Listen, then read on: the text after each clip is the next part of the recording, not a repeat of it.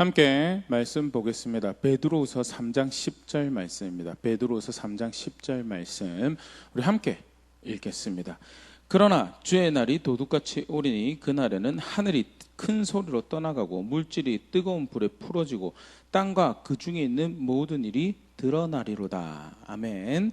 마지막 날에 대한 묘사고 설명이죠. 굉장히 중요한 이해를 가르쳐주는 그런 말씀 중에 하나인데요.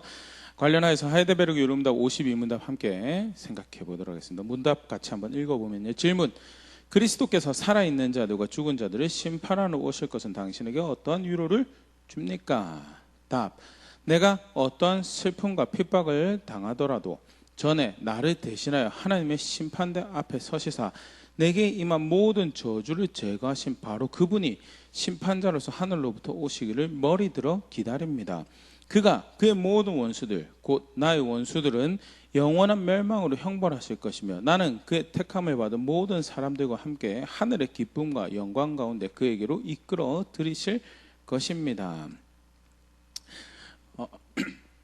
우리가 사도신경에서 함께 고백하고 있는 이제 아버지 하나님에 대해서 또 성자 예수님에 대해서 쭉 함께 살펴보고 있는데요. 이제 지난 시간까지 승천하셔서 하나님 우편에 앉아 계신 예수님에 대해서 성경에서 가르치고 있는 것 함께 살펴보면서 우리가 그 예수님 믿는다고 할 때 그것이 의미하는 바에서 간략하게 함께 생각해 봤다면요. 오늘은요. 하나님 우편에 앉아 계시다가 거기로부터 살아있는 자와 죽은 자를 심판하러 오십니다 라고 이렇게 요약해서 가르쳐지고 있는 예수님에 대해서 하나님 우편에 계시지만 장차 심판하실 심판자로 다시 오실 성자 예수님 믿습니다라는 고백과 관련해서 그것이 교회 성도의 의미하는 바에 대해서 성경이 가르치고 있는 바에 대해서 함께 생각을 해보려고 하는데요. 먼저 이 마지막 심판에 대해서 조금 같이 생각을 해보면요. 예수님께서 오셔서 하실 심판을 속칭 최후의 심판, 마지막 심판이라고 그렇게 편의상 명시하죠. 굉장히 중요한 이해는요. 성경에서 가르치는 세상의 결국의 한 모습이다라는 거죠. 이 세상이 흘러 어디로 갈까? 우리의 시간들이 흘러 어디로 갈까라고 할 때 성경은 분명히 가르칩니다. 우리 그 하나님께서 준비하신 그 마지막 심판대 앞에 모두 설 것이다라는 것을, 그것은 단순히 신의 가르침 뿐만 아니라 성경 전체를 통해서 가르치는 가르침이죠. 구약에서는 여호와의 날 또는 주의 날 또는 말일 이라는 표현들로 묘사되고 있는데요. 시편 98편 9절 그가 땅을 심판하러 임하실 것이미로다. 그가 의로 세계를 판단하시며 공평으로 그의 백성을 심판하시리로다. 하나님에 대해서 쭉 묘사하고 또 고백하고 찬양하면서 그러면서 어떤 하나님을 이야기하고 땅을 심판하러 임하실 하나님에 대해서 신약에서는요 더 분명하게 가르치고 있죠. 사도행전 17장 31절 이는 정하신 사람을 하여금 천하를 공의로 심판할 날을 작정하시고 이에 그를 죽은 자 가운데서 다시 살리신 것으로 모든 사람에게 믿을 만한 증거를 주셨음이니라 하니라. 천하를 공의로 심판할 날을 작정하셨다.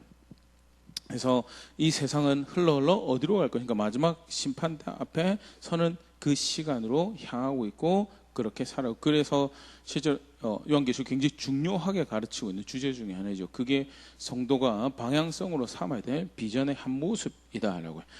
마지막 심판, 세상의 성경에서 가르치고 있는 세상의 결국의 모습인데 구체적으로 어떤 날인가라고 할 때 한 문장으로 이야기를 하면요.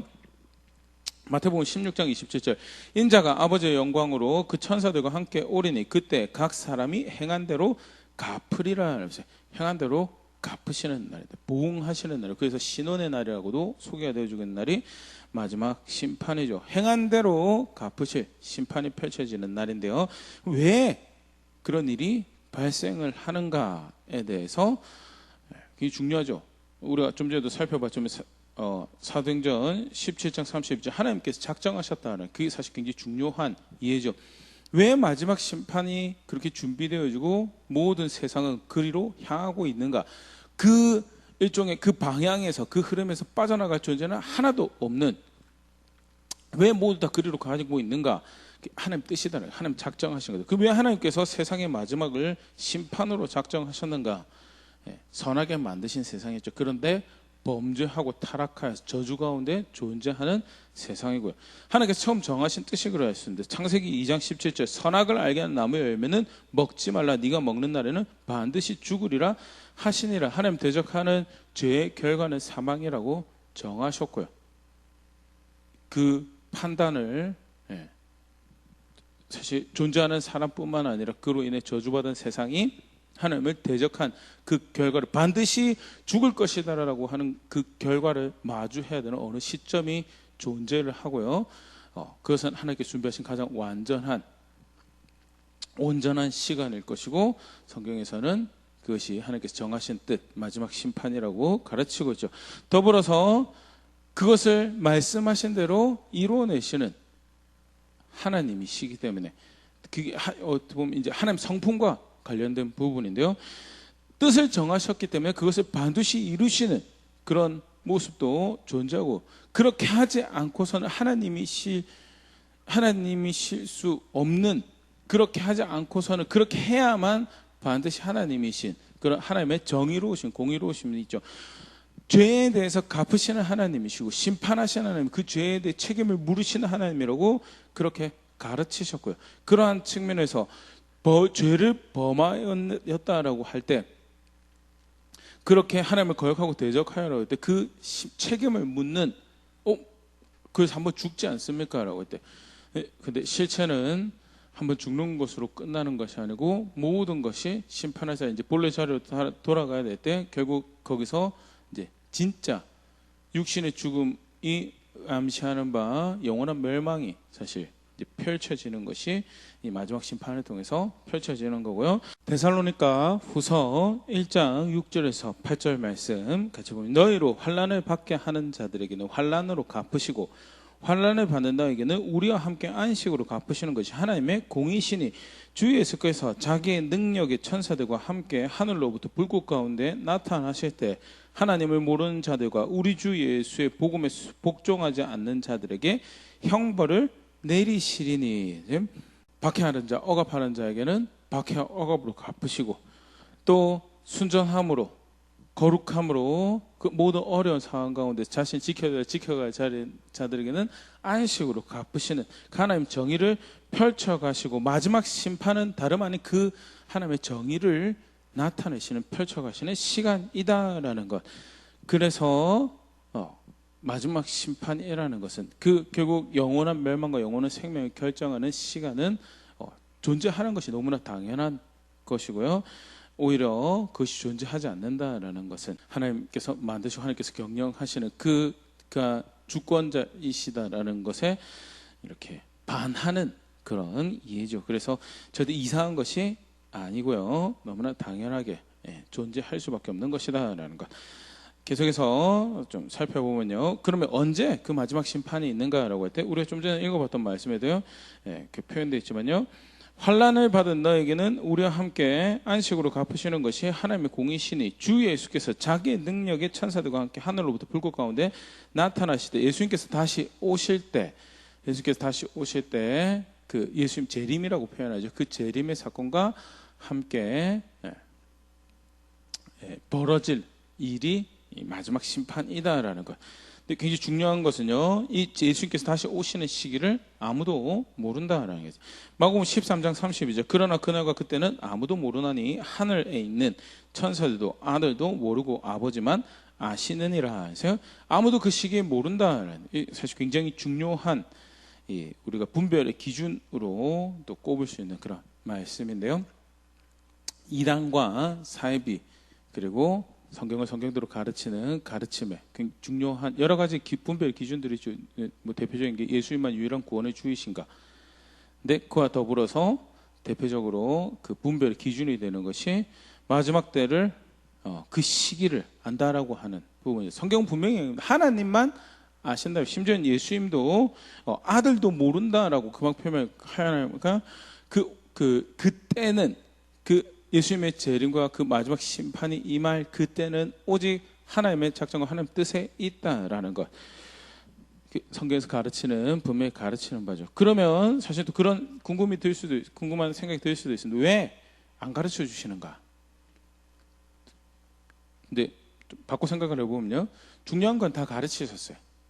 그럼 안 가르치신다는 거는 사실 그게 중요한 이슈가 아니다라는, 언제 오시는가는 중요한 이슈가 아니다라는 것. 사람은 사람의 생각에서 언제 오시는 거 굉장히 중요할 것 같은데, 그보다 더 중요한 것은 그때가 이르기까지 예수 그리스도를 아는 믿음을 고백해가며 이제 그 신앙 가운데 마땅히 살아가야 될 모습들을 선택하는, 그게 더 중요하죠. 때는 그렇게 잘 준비하고 있는 사람이라면, 그렇게 걸음을 하나님 앞에서 그 방향에 맞춰 살아오고 있는 사람은 사실 때는 큰 문제가 되지 않고요. 더불어서 한 개 더 우리가 볼 수 있는 게요, 마지막은, 세상의 마지막은 우리가 결정하는 게 아니고요, 하나님이 결정하는 거다라는 것도. 그래서 오직 하나님의 주권에 달려있는, 세상의 마지막은 하나님 주권에 달려있는 것이다라는 것도 또 같이 생각해 볼 수 있죠. 그래서 마지막 심판 조금 더 생각을 해보면요, 이제 대략을 이제 간단하게 성경에서 가르치고 있는 바를 좀 살펴보면, 첫 번째, 아까 잠깐 얘기 드린 것처럼 마지막 심판은 예수님의 재림과, 우리 오늘 이제 우리가 살펴본 대목에도 그렇죠, 다시 오신다라고요. 거기서부터 오시는 예수님의 재림과 굉장히 관련이 깊은 사건이 마지막 심판인데, 예수님의 재림은 그러면 어떻게 펼쳐지는가? 여러 가지 관련된 말씀 간단하게 한 세 가지 생각해 보면요, 사도행전 1장 11절, 이르되 갈릴리 사람들아 어찌하여 서서 하늘을 쳐다보냐, 너희 가운데서 하늘로 올려지신 이 예수는 하늘로 가심을 본 그대로 오시리라 하였느니라. 하늘로 올려지신 그대로 오실 것이다 라는 이 말은요, 예수님의 승천이 육체적인 사건이죠. 인성의 이 수반대 사건이라고 이렇게 우리가 앞서 살펴볼 때 그런 표현들을 사용했었는데요, 육체적으로, 물리적으로 장소의 이동이었으며 물리적 몸이 이동한 사건이었다. 그렇다는 말은요, 본 그대로 오신다는 것은 물리적이고 육체적인 또 홀로그램이나 형이상학적인 사건이고, 실제적인 물리적인 예수님의 오심이 있을 것이고, 더불어서 본 그대로 올 것이다 라고 이야기하면서 가시적인 사건이 될 것에 대해서 마태복음 24장 30절에 조금 더 그 부분을 직접적으로 표현하고 있는데요, 그때 인자의 징조가 하늘에서 보이겠고, 그때 땅의 모든 족속들이 통곡하며 그들이 인자가 구름을 타고 능력과 큰 영광으로 오는 것을 보리라 하면서요, 땅의 모든 족속들이 그 큰 능력과 영광을 볼 것이다 라고 해요. 그래서 육체적이고 가시적인 물리적인 사건으로 펼쳐질 것이 예수님의 재림이다라는 것. 뭐 한편으로는 이제 어떻게 이 교회도 온 지구상에 세워져 있고 둥그런 지구도 예수님이 오신 것 한 번에 다 보일 수 있습니까라는 부분에서 뭐 이제 나름 해답을 찾으려고 하는 게 이제 텔레비전이란 게 만들어져 있지 않는가, 뭐 그렇게 접근하시는 분도 있고요. 근데 사실 하나님의 신비는 신비로 남겨두고, 특별히 이렇게 예수님 재림하신 장소가 이스라엘이나 예루살렘일 거다라고 믿는 분들은 이제 거기 예수님 오시는 것을 전 세계 생방송으로 이제 상영되는 또는 이렇게 송출되는 그런 이미지에 생각하는 그런 경향들인데요. 뭐 그럴 수도 있고요. 근데 분명한 것은 예수님 재림하시는 장소에 대해서 성경에서 구체적으로 명시를 하고 있지 않다라는, 오히려 재림하는 장소보다 더 중요한 것은 그가 그렇게 오셔서 심판하실 거다라는, 심판하신 장소도 이 땅의 어떤 특정 장소라기보다는요, 이제 들려 올려져서 이제 보좌 앞이라는 표현이 등장을 하는데요, 그런 특정 장소에서 심판을 받게 될 것으로 이제 성경에서 보여지고요. 전 지구에 분명한 것, 성경에 가르치는 모든 족속이 그 영광으로 임하시는 예수님 볼 수 있는 가시적이고 물리적이고 육체적인 재림을 하실 것이다. 더불어서 재림과 관련해서 굉장히 중요한, 아까 시기도 모른다라는 그런 표현이 우리가 봤었는데요, 굉장히 중요하죠. 데살로니가전서 5장 1절 2절, 형제들아 때와 시기에 관하여 너에게 쓸 것이 없음은 주의 날이 밤에 도둑같이 이를 줄을 너희 자신이 자세히 알기 때문이라. 이미 교회가 충분히 알고 있는, 그 당시 데살로니가 교회가 뿐만 아니라 편지를 함께 공유한 모든 교회가 충분히 알고 있는 이해가 뭐냐, 갑작스러운 사건일 것이다. 아무도 예상하지 못하는 때, 그래서 좀 전에 이야기 됐던 것처럼 그 때를 예상한다거나 추정한다거나 하는 모든 사실 시도 자체가 비성경적인 시도고요. 마치 그것을 아는 것처럼 이야기하면 이제 그들이 성경을 해석하는 방식에 대해서 의문을 표해도 되는 분명한 기준이 되는 부분에서 다시 돌아가서 본래 예수님의 재림은요 분명한 물리적이고 역사적 가시적인 사건이 될 것이고 더불어서 그때는 갑작스러운 사건이 그래서 굉장히 중요하게 서신서에서 우리가 재림과 관련해서 볼 수 있는 메시지가 깨어 있으라라고 어느 때 오실지 모르겠지만 분명히 오실 거고 그것이 임박하였으니 마치 그것이 없는 존재인 것처럼 우리가 벼락치기 시험 공부하는 것처럼 때를 알면 어떻게 좀 준비를 할 텐데 아니죠. 망고 인간적인 모습이고 사실은 예수 그리스도를 주라고 고백하는 신앙은 계속 그게 예수님 안에 있는 거고 이제 우리가 살펴보겠지만 심판대 앞에서 사실은 선하다 인정받을 수 유일한 방편이죠. 그렇게 살아가는 것이 그렇게 고백하는 것이 더 중요한 이슈고요. 시기는 모른다라는 것 그렇게 깨어있으라는 게 성경에서 가르치고 있는 거예요. 그게 예수님께서 재림을 하실 때 모두를 향한 심판이 펼쳐질 거다라는 디모데후서 4장 1절에 하나님 앞과 살아있는 자와 죽은 자를 심판하실 그리스도 예수 앞에서 그가 나타나실 것 그의 나라를 두고 엄히 명하노니 바울이 이제 단호하게 디모데에 권면하는 그 대목에 앞서서 살아있는 자와 죽은 자를 심판하실 그리스도 예수 앞에다는 심지어는 죽은 자도 심판하시는 실제로 모든 존재들이 그 심판대 앞에 설 거다라고 성경은 가르치고 있죠. 요한계시록 20장 12절 14절 조금 더 직접적으로 그 장면에 대해서 비유적으로 묘사를 하고 있는데요. 요한계시록 20장 12절 또 내가 보니 죽은 자들이 큰 자나 작은 자나 그 보좌 앞에 서 있는데 책들이 펴 있고 또 다른 책이 펴졌으니 곧 생명책이라 죽은 자들이 자기 행위를 따라 책들에 기록된 대로 심판을 받으니 바다가 그 가운데서 죽은 자들을 내주고 또 사망과 음부도 그 가운데서 죽은 자들을 내주매 각 사람이 자기 행위대로 심판을 받고 살아있는 사람도 당연히 하나님 심판대 앞으로 옮겨지고 그 보좌 앞이라고 일컬어진 심판대 앞으로 옮겨지고요. 더불어서 죽은 자도 예전에 죽은 자도 심지어는 그 묘자리를 찾지 못하는 바다 가운데 죽은 자들도 다시 그 심판대 앞으로 초청되어져서 설 것이다라는 것. 그래서 산자나 죽은 이 땅의 모든 존재들이 하나님 심판대 앞에 설 것이고 나아가 심지어 누구도 심판대 앞에 설 것이냐 14절 사망과 음부도 불못에 던져지니 이것은 둘째 사망 곧 불못이라 사망과 심지어는 죽음도 사망도 하나님 앞에 심판을 받게 되는 시간이 그런 시기고요. 오늘 요절 말씀에도 보면요. 하늘이 큰 소리로 떠나고 물질이 뜨거운 불에 풀어지고 땅과 그 중에 모든 일이 드러나리로다라면서요. 우리가 알고 있는 하늘과 땅도 사실은 그 하나님 심판하시는 그 자리 앞에 서게 될 거예요. 모든 만물이 그 심판 앞에 서게 될 것이다라는 것. 그러면 성도도 예수 믿는 사람들도 심판을 받습니까? 대표적인 말씀으로 요한복음 5장 24절 같은 경우에 내가 진실로 너에게 이루니 내 말을 듣고 또 나 보내신 이를 믿는 자는 영생을 얻었고 심판에 이르지 아니하나니 사망에서 생명으로 옮겨졌느니라 하면서 예수님께서 가르치실 때 심판에 이르지 아니할 거다라고 그러면 그 말은 심판받지 않을 거다라는 말 아닙니까? 라고 할 때 나머지 다른 성경하고 이제 우리가 같이 균형 있게 이해를 했는데 여기서 심판에 이르지 않는다는 말은 심판의 자리에 서지 않을 거다라는 말이 아니고요.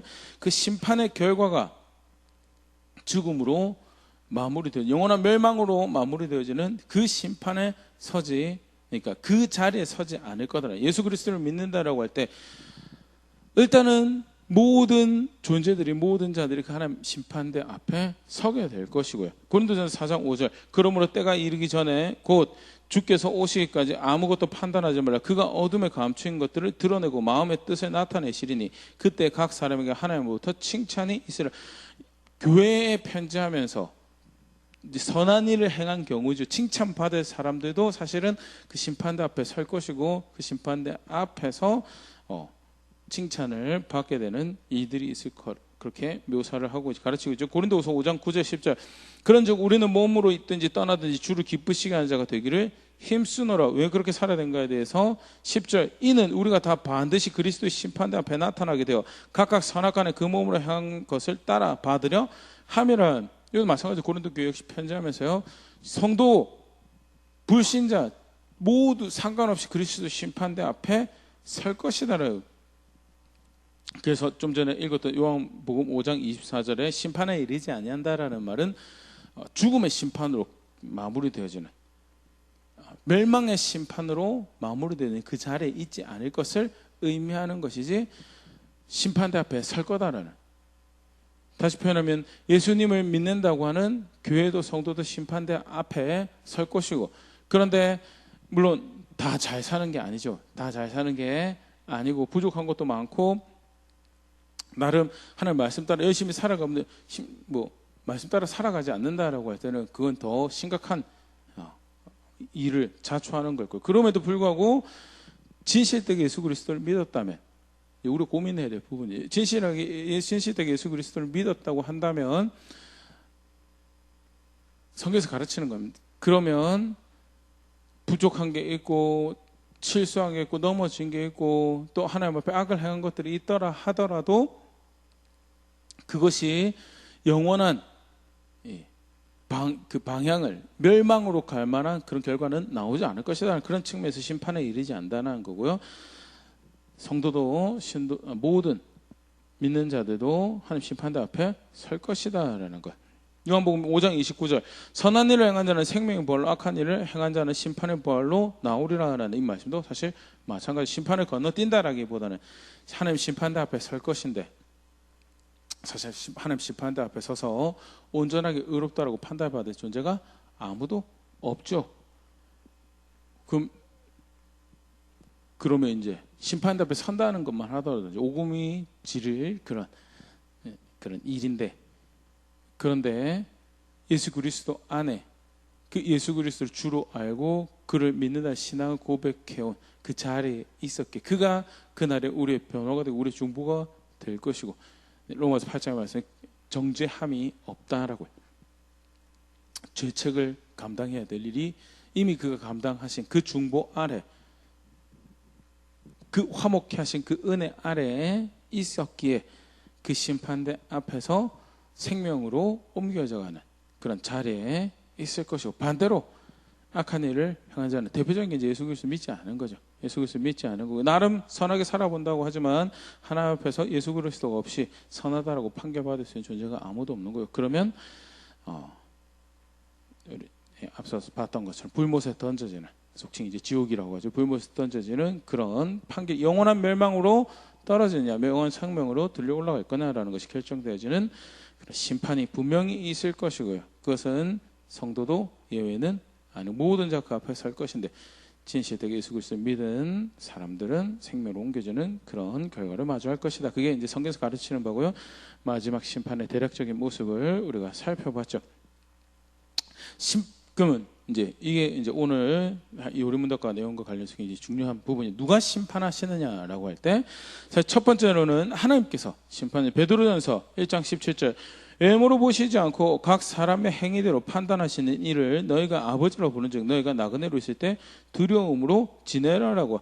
각 사람의 행위대로 판단하시는 분이 하나님이시다. 하나님이 결국 판단하시는 분이시고, 마찬가지로 우리가 마지막 설 때 요한계시록 20장에서도 보좌 앞에 선다라고 하는데, 그것은 예수님의 어린 양의 보좌도 되지만 또 하나님 아버지의 보좌도 되고요.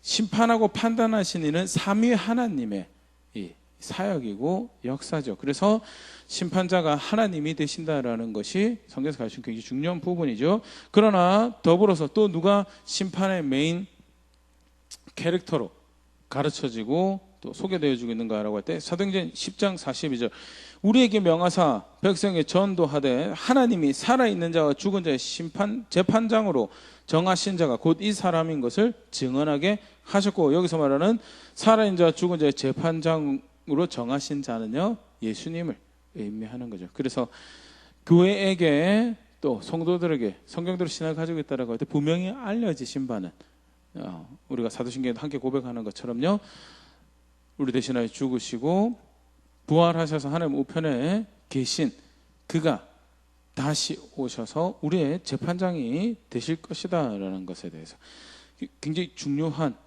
성경에서 가르치는 바고요. 예수님을 안다라고 했을 때 그가 결국 마지막에 우리의 영원한 생명이냐 영원한 멸망을 결정할 심판자가 되신다라는 것. 근데 이제 이게 그 교회에 주는 큰 위로와 격려죠. 더불어서 도전이 되고요. 그는 우리의 중보자이시죠. 우리의 중보자, 현재적으로도 중보자이시고요. 그가 영원한 그리스도로 하는 우편에서 사역하시는 그 모습들을 우리가 지난 시간 쭉 살펴봤었는데요. 그는 이 땅에서도 메시아고 그리스도지만 현재도 메시아가 그리스도고 영원한 그리스도로 그 백성들에게 알려주시고 그렇게 그 구원의 사역을 행하시는데 그가 동시에 재판장이다라는 것은 비록 우리가 하나님께서 정하신 대로 심판대 앞에 설 것이지만 그리고 우리의 살아온 모습으로 볼 때 우리의 선택들 하나하나 마음 씀씀이 하나하나 고백 하나하나 볼 때 사실은 영원한 멸망 흠 있다라고 여겨져서 거룩한 이와 함께하기에 자격이 충분하지 않다고 여겨져서 영원한 멸망으로 떨어져도 사실은 아무런 변명거리가 없는 그런 상태죠. 그런데 내가 아는 나의 중보자가 나의 재판장으로서 그 심판대 앞에 서실 거다라는 것은 좀 전에 읽었던 요한복음 5장 24절 말씀으로 나를 보내신 이를 믿는 자는 영생을 얻었고 심판에 이르지 않으니 사망에서 생명으로 옮겨졌느니라. 이제 그 안에 있다라고 하는 생명이 얼마나 실제적인 생명. 그래서 심판하시는 자리에 그 중보자의 은총을 발견하고 그 중보자의 생명을 발견하는 그 자리가 될 것에 대해서 예수 그리스도를 주로 알고 살아가는 그렇게 이 땅에서 박해 가운데 어려운 가운데 그럼에도 불구하고 그 걸음걸음 지켜가려고 하는 모든 사람들에게 그 심판의 자리가 그 중보자를 그 생명을 확인하는 자리가 될 것이다라는 가르침 말씀은요 엄청난 확신 그 예수 그리스도에 누리는 확신의 생명에 대한 확신과 그로 인해서 가지게 되는 위로와 격려가 분명히 존재하는 그런 말씀. 그게